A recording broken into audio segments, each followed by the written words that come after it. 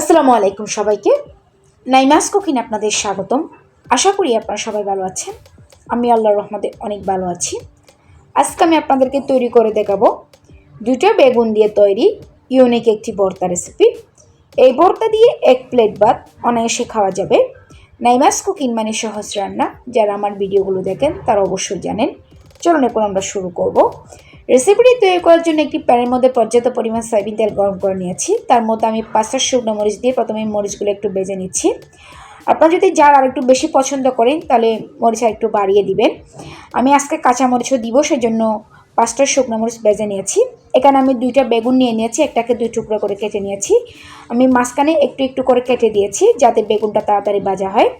এক পাশ হয়ে গেছে, আমি অন্য পাশ উল্টিয়ে দিয়েছি। এভাবে করে আমি বেগুনগুলো ভেজে নিয়েছি।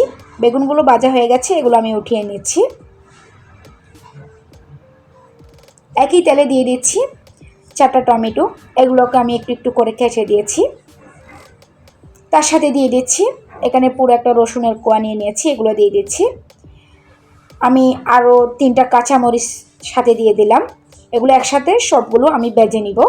যারা আমার চ্যানেলটি সাবস্ক্রাইব করেছেন তাদেরকে অসংখ্য ধন্যবাদ। যারা এখনো আমার চ্যানেলটি সাবস্ক্রাইব করেনি তারা আমার চ্যানেলটিকে সাবস্ক্রাইব করে রাখবেন।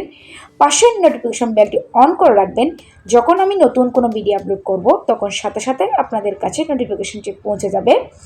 সেইভাবে সবগুলো ভেজে নিয়েছি। এগুলো গরম থাকায় অবস্থায় আমি একটি আলু ম্যাশ করে দিয়ে ভালোভাবে ম্যাশ করে নিচ্ছি। আপনারা চাইলে গ্লাস বা চায়ের কাপ দিয়ে ভালোভাবে ম্যাশ করে নিতে পারেন। ভালোভাবে ম্যাশ করে নিয়েছি। এখানে একটু বেগুনের কোষা একটু শক্ত থেকে গেছে, এগুলো আমি হাত দিয়ে বেছে নিয়েছি।